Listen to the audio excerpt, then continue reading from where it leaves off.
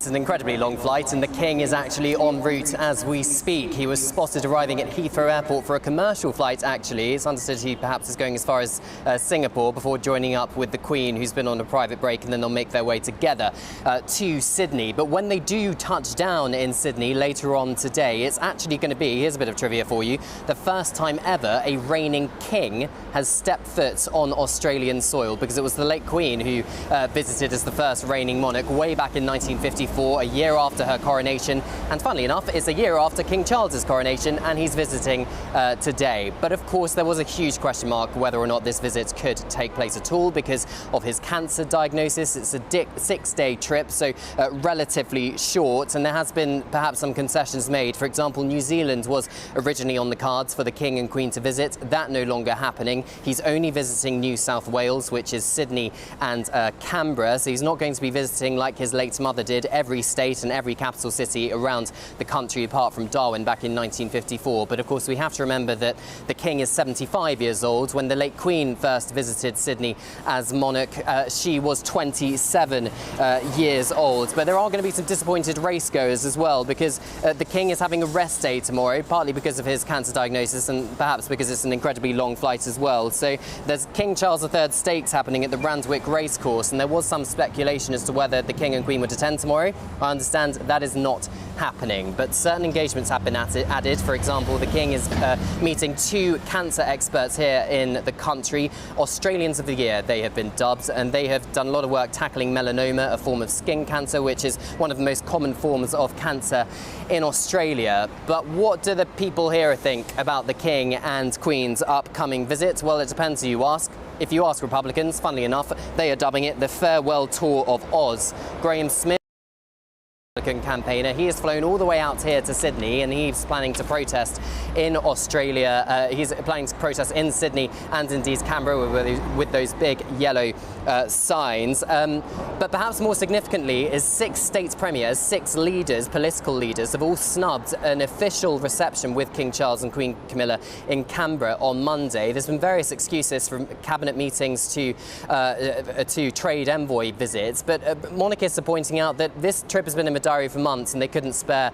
half the day to come for a reception. But Republicans saying that clearly it would be a huge cost to the taxpayer for these premiers to fly to the capital city of Australia to attend just a single reception. So make of that what you will. Monarchists calling it a bit of a slap in the face. But I spoke to a couple of Australian people earlier on today, and here is what they said.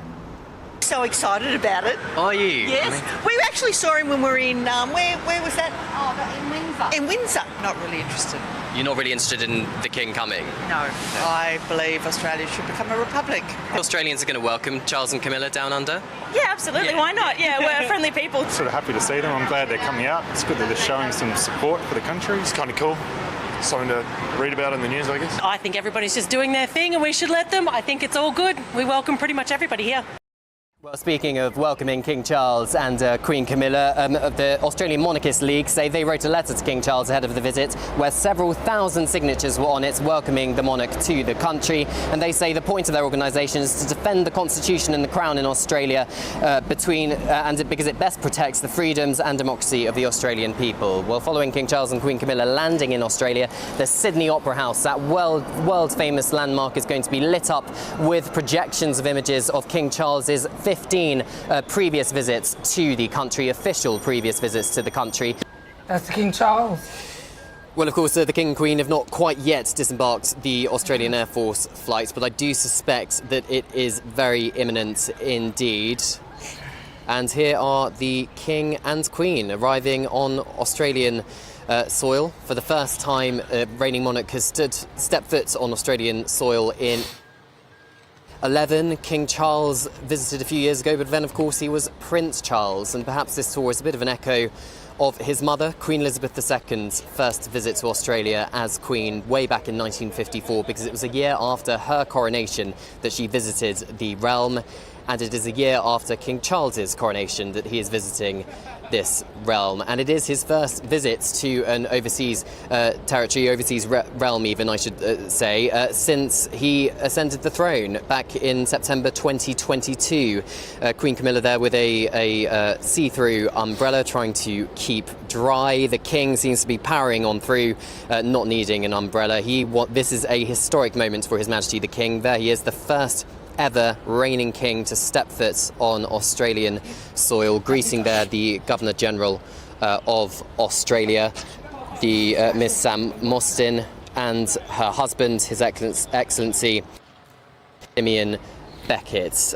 This is a lineup which perhaps if it was half an hour before wouldn't have happened outside, because it was absolutely chucking it down. There's Margaret Beazley there. She is the Governor of New South Wales, and there are a number of politicians, including the Prime Minister of Australia, Anthony Albanese, who famously has wanted to become a republic or hold a referendum on becoming a republic, but his government shelved those plans earlier this year after his government lost a separate vote on giving more political rights to the Aboriginal population here in Australia. And since then, those plans to hold a republic referendum were held. It's not a priority for Albanese's government right now, but the king will not be thinking about any of the Republican protests which are perhaps scheduled to happen over the next 6 days. His focus will very much be on his public engagements.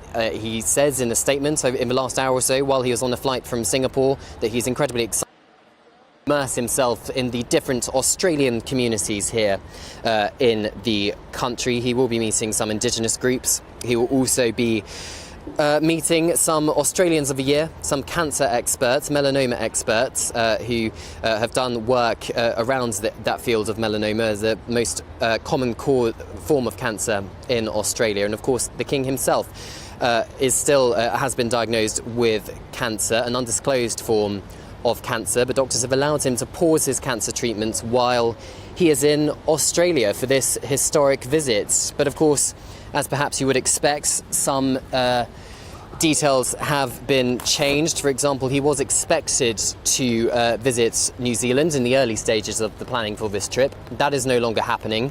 He is also going to be visiting Samoa after Australia for 6 days or so, and you may be able to see there a bouquet of flowers to the Queen. Now, that little boy is actually a boy from the Make-A-Wish, the charity which gives big kind of things to children who are seriously ill. So special moments for him. The King and Queen are still meeting as many of the invited dignitaries as possible on the tarmac at Sydney Airport. Right, let's talk about some happier news this morning, because the King and Queen have spent their first night in Australia as they embark on their royal tour of Sydney and the capital, Canberra. Yes, their Majesties were welcomed to the country by the Australian Monarchist League, who plan to drum up more support for them down under. Well, our royal correspondent Cameron Walker is live in Sydney for us this morning. Cameron, it's great to see you. So what is happening then on this first day? Yeah, I mean, it was a pretty soggy reception, I think, perhaps on the tarmac, Stephen, with the torrential rainfall. The Queen joking that she brought the British weather with her when she arrived in Sydney last night. No engagements today. It's a rest day for the King and Queen. That's partly due to the King's cancer diagnosis, making sure he has enough energy to carry out those very public engagements. But the reason it was a bit of a soggy reception as well as the weather was because the politicians lined up on the tarmac, including the State Premier of New South Wales and the Prime Minister Anthony Albanese, they are all Republicans. They don't want King Charles, ideally, as head of state, although there are no immediate plans to become a republic. The Republicans in Australia are calling it the farewell tour of Oz, but it's certainly not a priority for Anthony Albanese's government. And in fact, he had a cup of tea with the Queen and the King following that airport arrival last night, and he released a statement saying that their Majesties have a deep regard with Australia,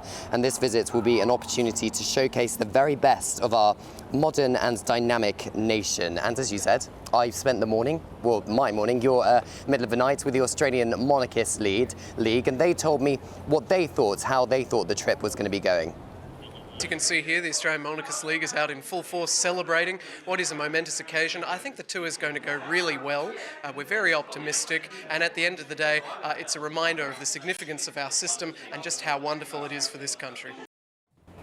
Well, tomorrow the King and Queen will be visiting a church where people in Sydney are going to have an opportunity to meet their Majesties outside that church service. And then, of course, there are several other engagements planned for today, but not without some small protests. They always say, though, don't they, Cameron, that that the Australian Republicans have their feelings about the monarchy until they meet them, until they actually meet them, and then they usually are bowled over. I wonder if they'll have that effect. Well, I think quite possibly, Anne. I mean, if you just take the Republican politicians lined up on the tarmac last night, they were all smiles, weren't they? And they appeared to be having a pretty warm reception with His Majesty the King. The Prime Minister, Anthony Albanese, inviting them back for a cup of tea as well. Very warm, very understanding. The King and Queen released a statement when they were on the flight from Singapore yesterday, saying they have a really warm regards for the people of Australia and want to be meeting as many different communities as possible. And from those Australians who I've spoken to over the last 24 hours or so who have had the opportunity their Majesties or have experienced time with their Majesties, they all talk about just how personable, how down-to-earth the King and Queen can be. So perhaps it will have the opportunity to drum up more support perhaps for a monarchy in Australia, but it's up to the Australian people really to decide. Every time they go, they have the amazing effect. And King Charles himself, when he was Prince Charles, when he was very young, sort of frolicking in the surf with lots of lovely ladies all around him, he has a very good relationship and always has had with Australia, hasn't he? Oh yeah, those pictures of him in the surf, from many years ago. The King has visited Australia officially 15 times during the course of his life. This is the 16th visit, but of course the first as monarch. Then there was the visit in the 1980s with Diana, Princess of Wales, where perhaps Diana got all the attention, but I think the attention is very much back on King Charles and Queen Camilla here. So it can, it's got a very long relationship, I think, the King with Australia, and I think he really wants to. He was really determined to come here to Australia because, of course, his cancer diagnosis meant there was a huge question mark over whether he'd make the trip. Yes, Ellie, the King and Queen have just literally arrived as we speak at the Sydney Opera House, this iconic world-famous landmark. It is celebrating its 50th anniversary this year, and let me tell you, these crowds, which you may or may not be able to see in the foreground, have been queuing for hours and hours for a chance to catch a glimpse of His and Queen. And to be honest, it's a broad spectrum of people, so young and old, men and women. I'm sure there's a few tourists who are thrown in for good measure as well. You may be able to pick up the King's convoy. As you can probably see, it is absolutely humongous, far greater than any kind of convoy he would have in the United Kingdom. This one even includes a private ambulance. So it's a really kind of incredible sight, I think, for Australians, because it's not very often that a senior member of the royal family would be visiting Australia, and this is the final big day of engagement. So it is really special for all the Australians who have come out to greet them. Unfortunately for the Republican protest, there was a very small Republican protest planned. They've actually been banned from this area, so they are way back.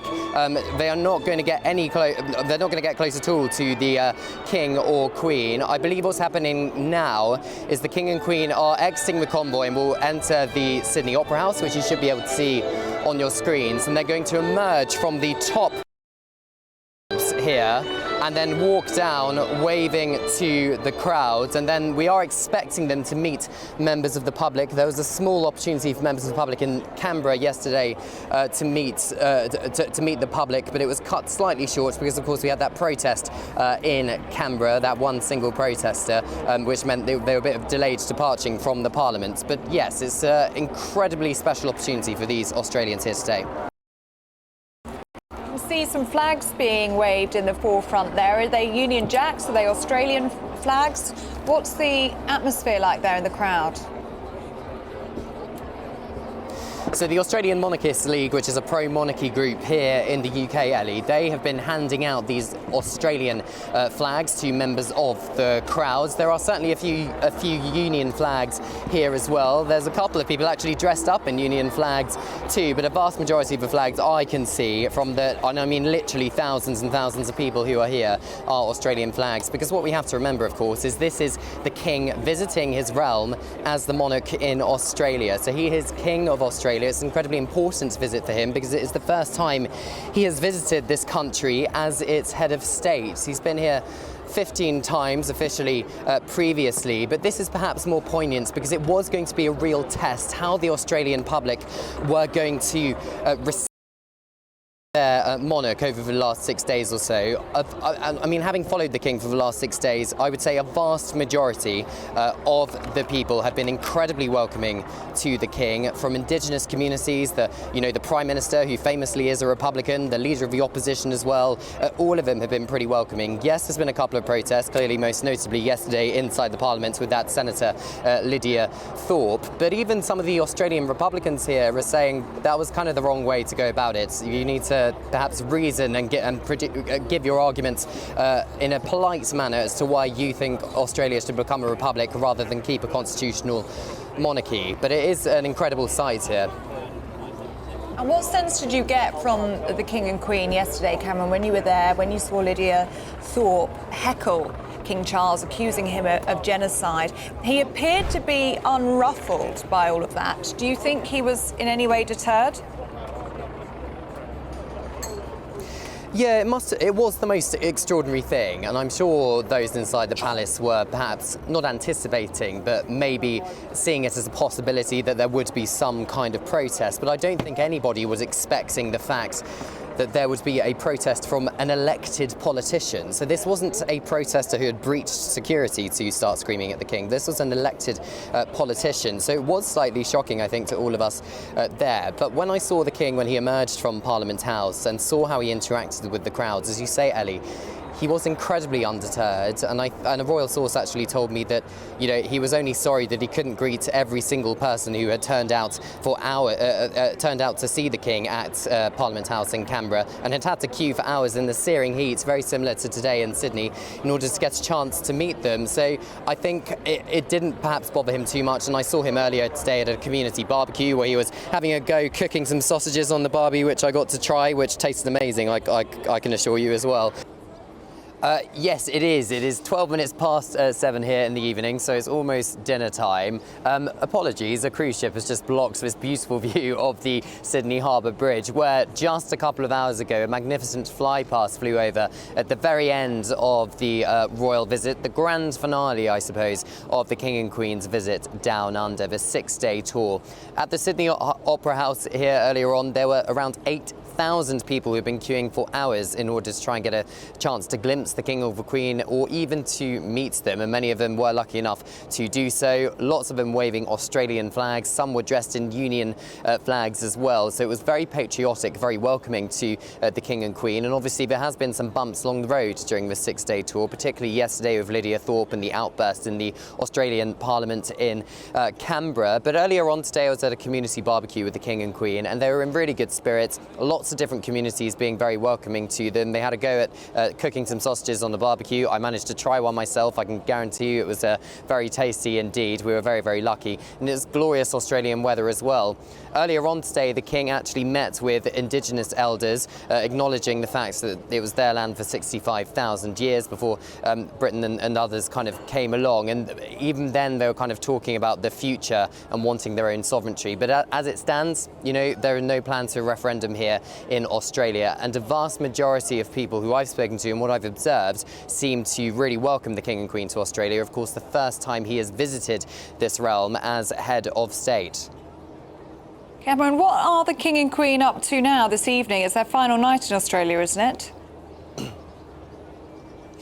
Yeah, it certainly is, and they're staying just across the harbour here at Admiralty House. It's the official residence of the Governor-General of Australia, and to be honest, they're just resting because they still have another couple of days of touring left to do in Samoa for the Commonwealth Heads of Government meeting and a short state visit. And of course, we need to be mindful of the fact that the King still has cancer. He's paused his cancer treatment while he is in Australia and Samoa, but doctors are being very mindful that he does need rest periods to make sure he has enough energy to carry out the engagements that he is doing. So he's having a restful evening in private at Admiralty House. No, sorry, at the Australian the Governor General's residence even, and then tomorrow he'll be flying out an official goodbye from the Australian politicians before he flies to Samoa. Okay, Cameron, thank you very much indeed. Are you going to Samoa?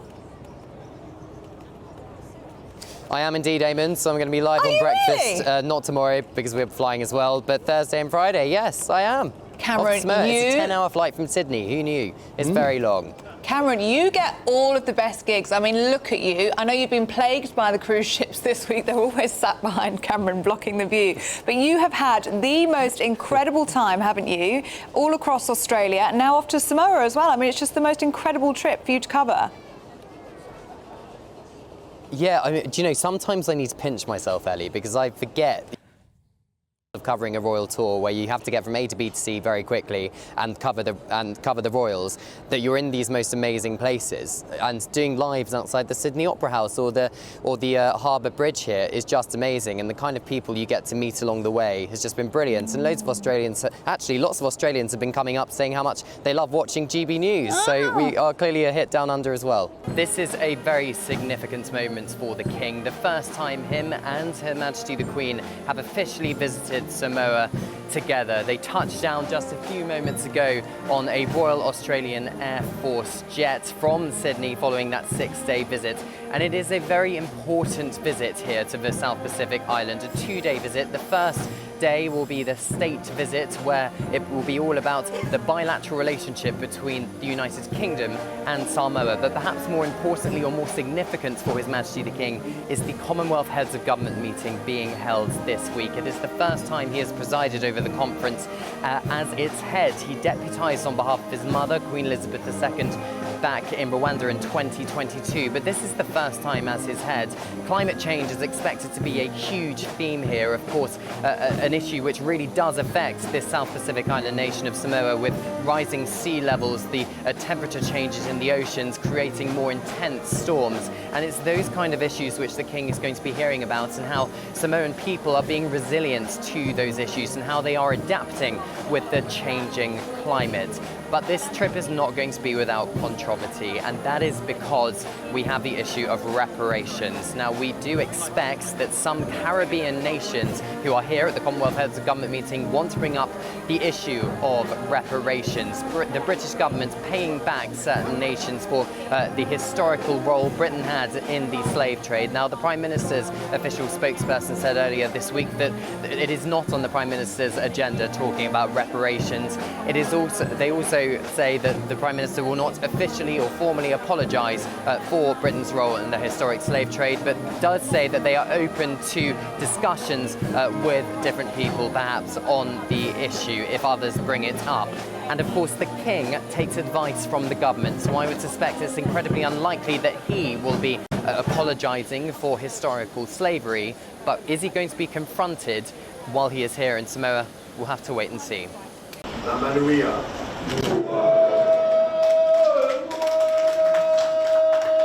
A tiny village hall in a very remote part of the world, decked out with the British flag, welcoming two visitors who are recognised by billions. Very shortly, His Majesty the King is going to have a High Chief title bestowed upon him, and these local school children have all come to witness the proclamation. Kalofa!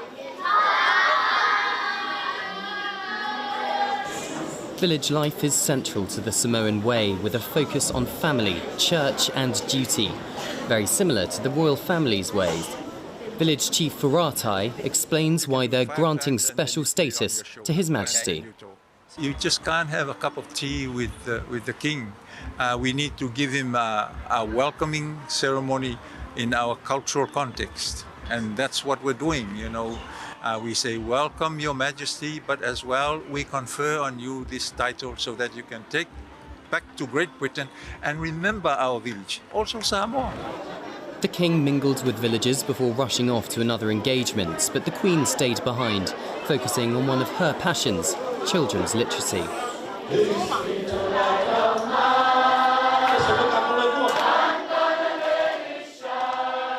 She watched how traditional storytelling techniques using the Bible help the children learn to read. Members of the local church presented Queen Camilla with gifts, showing their appreciation for her visit. Afterwards, I caught up with some of the students about what it means for them. Great news for our village. Today has ended well. It was really nice meeting the Queen and the King. We're very excited for this opportunity. We're so overwhelmed and thankful for Queen Camilla. It's a pleasure for us to meet the Queen and the King of Great Britain. Tomorrow, the King's focus is on the Commonwealth Heads of Government meeting, a family of 56 independent nations, with King Charles as the symbolic head. Cameron Walker, GB News, Samoa. King and Queen arrived at Sydney Airport at the start of their 10-day tour of Australia and Samoa. It was absolutely chucking it down with rain on the tarmac, and I'm afraid to say, as the King and Queen depart Samoa, it is pretty much the same weather, biblical rainfall. But the Samoans see this as a good thing. It's a good luck charm because it means potentially there will be a good harvest this year. And the King earlier on this morning was, alongside the Queen, was at a local village where he told the villagers he hopes to survive long enough to return to Samoa. He was also made a High Chief of the local district, and as you can see, they are boarding right now the Royal Australian Air Force jet, which will take them part way back to the United Kingdom. And it has been a grueling 10 days for their Majesties, of many engagements, up to 10 engagements a day in some parts, and it has been an incredibly important trip for the King and Queen, but the King especially because it is a trip of first. The first time he has visited a realm outside the United Kingdom where he reigns as head of state, that's Australia, but also it's the first time he has addressed the 56 Commonwealth heads of government as the institution's head, and he would have been very determined to be here, and 6 months ago we didn't know if he would be here because of his cancer diagnosis, but clearly doctors have given him the green light, and on the whole it's been a pretty successful tour despite one or two small protests. He paused his cancer treatments while he was here in Australia and Samoa. As soon as he returns to London, that cancer treatment resumes.